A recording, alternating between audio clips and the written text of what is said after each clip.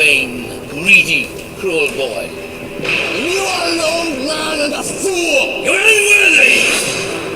Father, I am. And I'll take from you your power. I cast you out!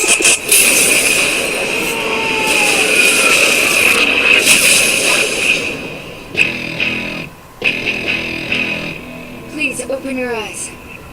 Oh, no, this is Earth, isn't it? Where did it come from?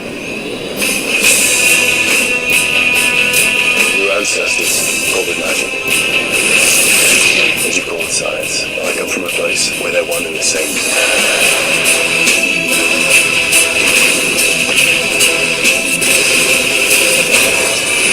He has disobeyed his king. His fate is in his own hands now.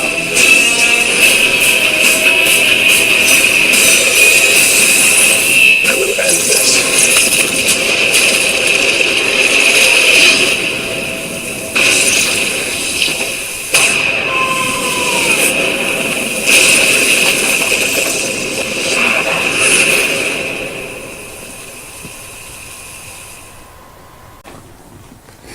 Alright, the next film on our list is Thor, the God of Thunder. This film came out in 2011. So had some big competition that year. Green Lantern. But anyway, so going into this, I was like, Marvel, you are totally in over your heads. How is a Thor film going to work? I knew they were going to get to it eventually, but I was just like, they could find a way around it. They don't got to do one. But nope, they're like, nope, we're going to do it. I was really scared because, up until this point with Iron Man and Incredible Hulk, you're dealing with characters that are, for the most part, grounded. It's not realistic for someone to have gamma radiations and turn into a monster or have a high-tech suit that flies, but for the most part, you didn't deal with supernatural elements or gods or space stuff, so I was really scared with how they're going to deal with Thor, because when I remember reading the Thor comic books, they're just this colorful, whimsical magic, stuff that I'm just like, this is just too cartoony for me. I do like Greek mythology, but I'm not like super immersed in it. I couldn't get into everything, so I don't know how could you translate gods in this grounded world. I didn't see this in theaters. I think it was this and Captain America that I didn't see in theaters. I think those are the only ones I didn't see in Phase 1. I waited to see it because I didn't have too much interest at the time. I remember when I first saw this film. Like, I think I got the DVD. I wasn't really that impressed with it. I thought it was just meh. I thought the movie spent too much time on Earth. I actually did think that the Asgard stuff was handled really well, but I just felt like they're doing the fish out of water story, and I just didn't really care for it at the time. Watching this again recently, I gotta tell you, I have no idea what happened. I really, really enjoy this film. It's just, I guess I just got a newfound appreciation for it because of all the other films in the universe that I saw, and now looking back on this, I guess it made me have a new appreciation for it. So yeah, it was really entertaining time. Going back to the Asgard stuff, like I was saying, I just didn't know how they're going to translate, something as whimsical as Asgard, translate that to film without it looking ridiculous, but they found a way, man. Asgard itself looked gorgeous. It looked like something out of a painting. Just the shots in this film was just mesmerizing. And then even the costumes were freaking amazing. I just sitting there looking at the screen like, oh, wow, beautiful. I thought Chris Hemsworth as Thor, I thought he was really good. I I could definitely see him as the God of Thunder. Of course, this is an origin story, so he's not the wise Thor that he is now. But so I thought this was a good starting off point where he's a little bit rough around the edges, where he's a little bit pompous and arrogant, but that was all part of his character. When it comes to the Earth stuff, though, I still don't love it, but it didn't bother me as much. I felt it was a bit charming, but I didn't really care for the overall fish out of water story that they were trying to do, even though it was part of the comic book, so they're being accurate, but I just felt there could have been a better way for them to do it. Captain Eagle, what'd you think of Thor? I really like it. It's more of a slow burn than some of the other Marvel movies, but I was totally fine with it taking its time, just because the world and the characters were just so interesting and great to look at. And yeah, I was just totally in on what was going on. I did prefer, the stuff on Asgard over the stuff on Earth. But yeah, I was fine with what they were doing, just because the characters in the story was really good. I liked it a lot. Dr. Nick, what did you think about Thor? We're back to good movies again. Yay! I liked it. I really did. Asgard, like what we're saying, Asgard is beautiful. Well, what are you expecting from a Kenneth Branagh movie? Yes, this was directed by Kenneth Branagh. I think we could tell Mm-hmm. it was going to look good anyway. And Chris Hemsworth, even here, nailed it as Thor. Because going in this, I had very low expectations because I wasn't a fan of Thor, and it kind of looks at him like his, verily, Borsoof, and that his winged helmet. Yeah, and that stupid winged helmet. I did not like Thor back then. This actually made me like Thor because they did a great job of how he doing it. And even they did the winged helmet. And it actually looked cool. It actually looked cool. Like, this movie was great. It was just a good movie. And fun fact... Well, no, I don't think I can say this fun fact because we're still on the main points, but I liked this movie. Mm-hmm. So yeah, let's talk a little bit more about Asgard since that's like the best part of the film. So yeah, Thor I thought was really good. Tom Hiddleston is Loki. Oh yes. Of course, and people were gonna be like, "Oh my God, he's amazing!" I mean, yes, he did ended up being amazing, but in this first film, I thought he was good. He wasn't the charismatic Loki that we know now, but as a starting off point, I did like him. I did like his the relationship that he had with Thor. It's probably one of the best dynamics in the entire MCU to this day. But just that their overall camaraderie, and just like their broken relationship, I thought that was very, interesting to watch, Sir Anthony Hopkins as Odin. Oh yes. Yes, and just yes. He is Odin to me. He is great. He was a great Odin. I couldn't think of anyone better to play him. Yes, I guess his voice could have been a little bit more commanding, but that didn't really matter because his overall presence took over. Like, it didn't even matter. Idris Elba as Heimdall, I really liked him. He was great. Yes. It didn't even feel like he didn't even play Idris Elba. It's like he felt like a completely different person. I didn't even recognize him at first when I first watched him, but I was like, man, that's Idris Elba. Wow. It's like, yeah, he was really good. Yes, he's just a doorman, but he was a really cool doorman.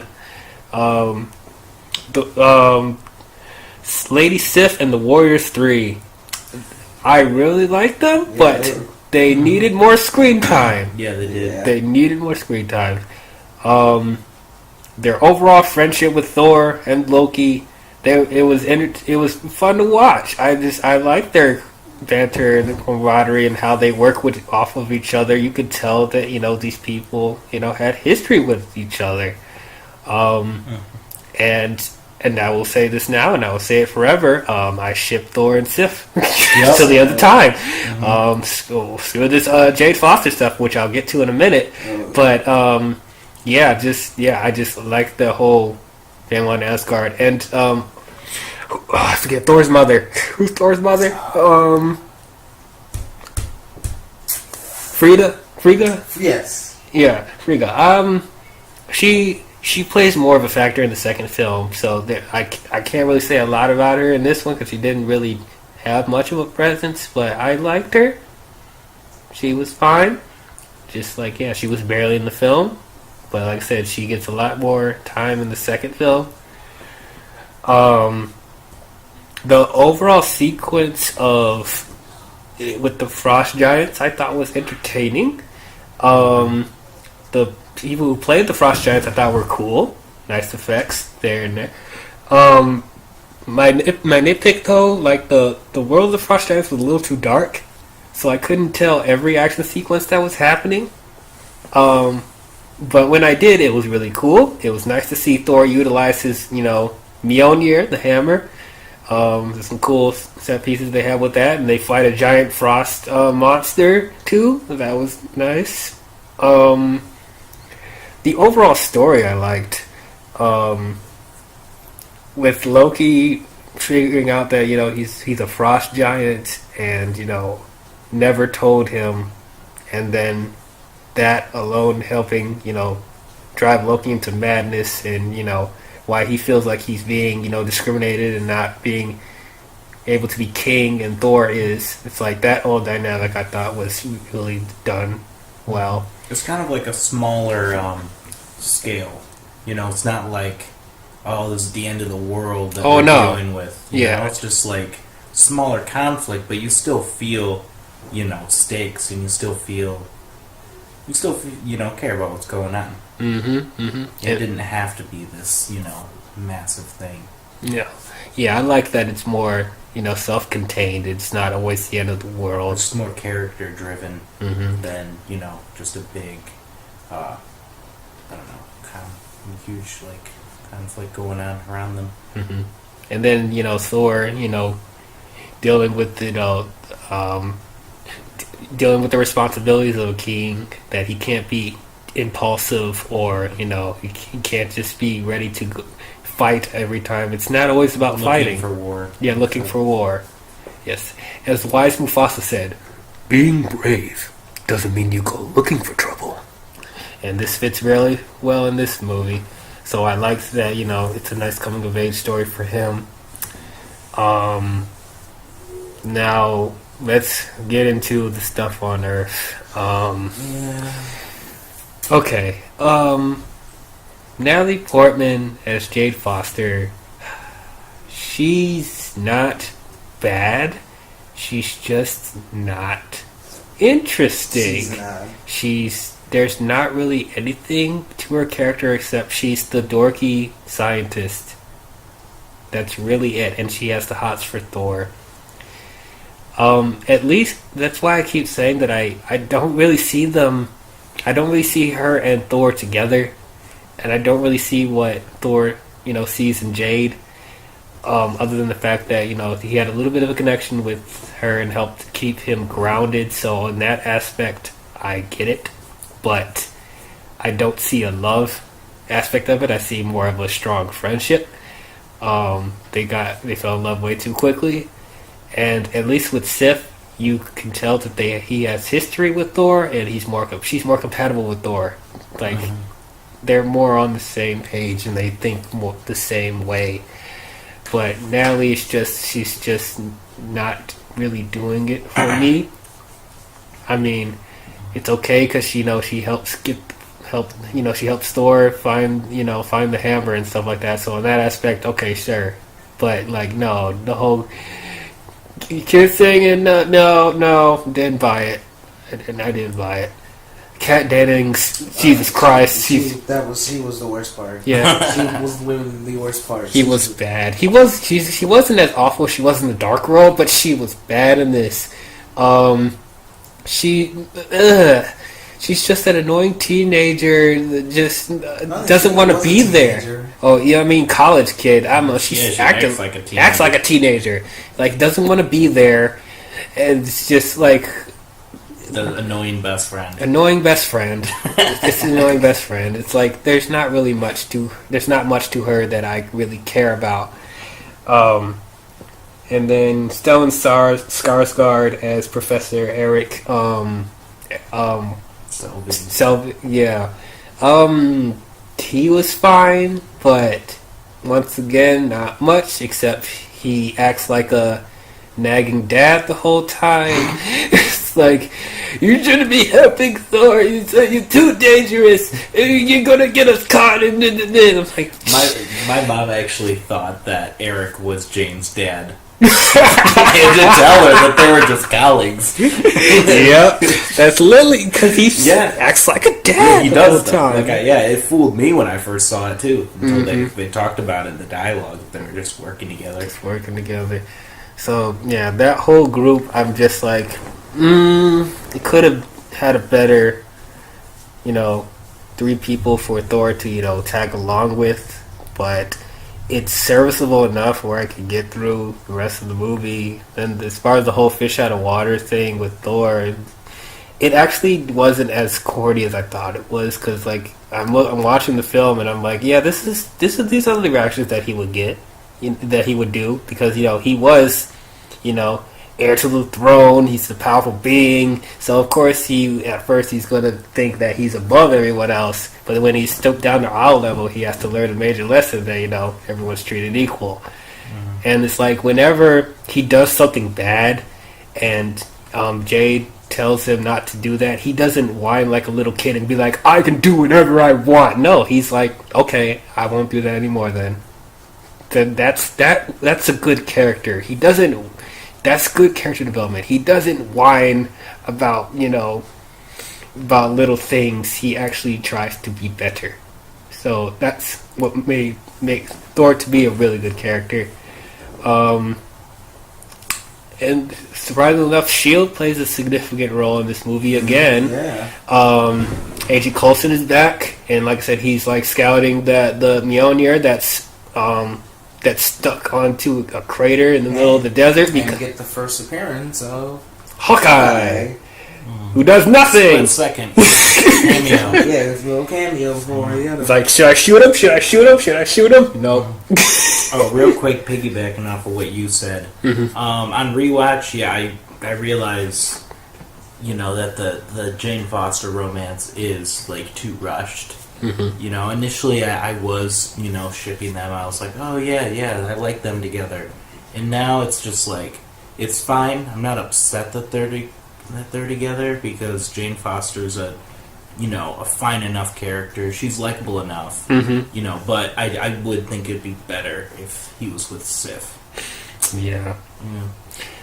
Oh yeah. So the whole thing of the Mjolnir being in the desert, since like Thor almost started a war with the Frost Giants, Odin banishes him to Earth and strips him of his powers, and so he has Mjolnir, be in a mode where whoever so holds his hammer shall hold the power of Thor, and so Thor has to learn himself, to be the true hero that he is, and not the arrogant, pompous dickhead that he was in the beginning of the film, and actually learn about responsibility, and so.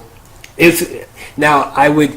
should have saw this coming when I watched it, because I didn't think he was going to get it right away. But when he was, fighting through the that S.H.I.E.L.D. headquarters around Mjolnir, I was almost convinced that he was going to get his powers right away, because that was kind of like the way the scene was structured. It just seemed very heroic to me. And I'm like, yeah, Thor, you're going to do it. And then when he pulls it and nothing happens, I'm like, oh, dang. Yeah, I had the same reaction.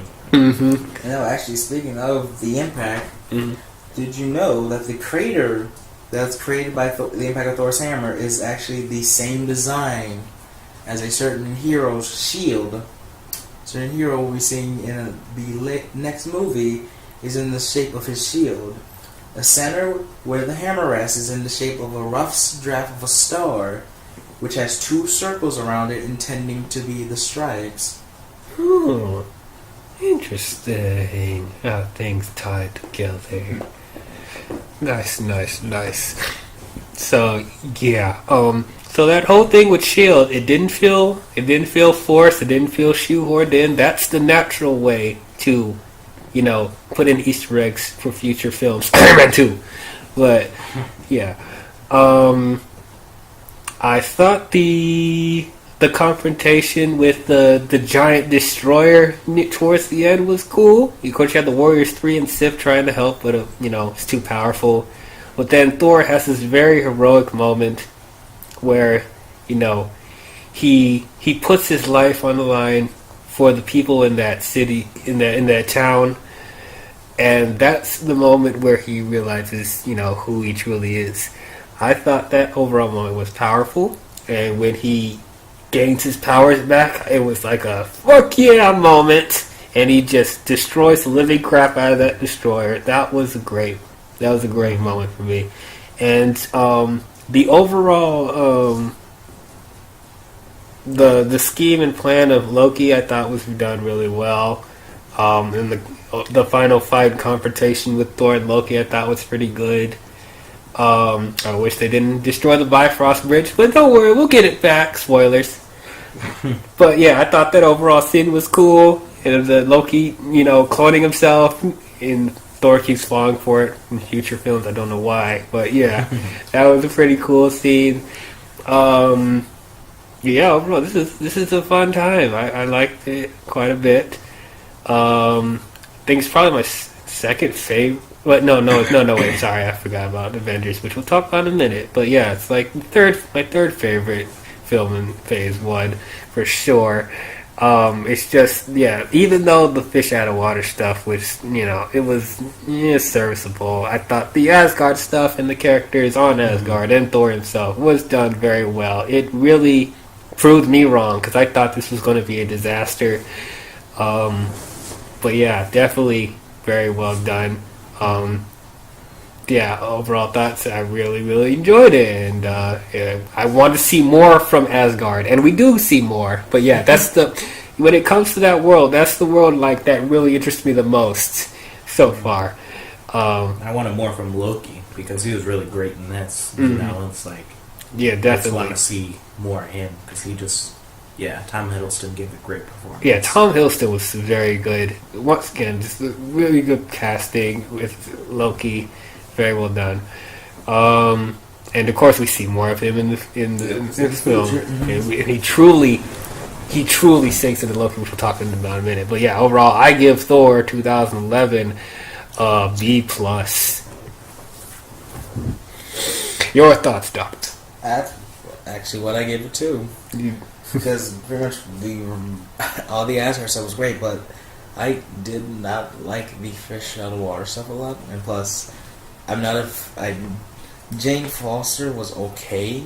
I cannot stand Kat Dennings. I don't like Kat Dennings in this. I don't like Kat Dennings in future movies, or even Kat Dennings outside of anything else. I don't like her at all. So that was a little detraction stuff, but it wasn't enough for me to just drop it. I still enjoyed it, and it was just a great movie outside of what came before, and I honestly give it a B+. Yeah, sounds about right to me. I'm with you guys. The fish out of water thing dragged a little bit for me, but it was good development for Thor. The characters were great. I like the story, despite it being, a little bit smaller in nature. And yeah, I wanted to see more of Asgard and more of Thor and Loki. Yeah, it was really good. Give it a B+. Sweet. So that's our thoughts on Thor 2011.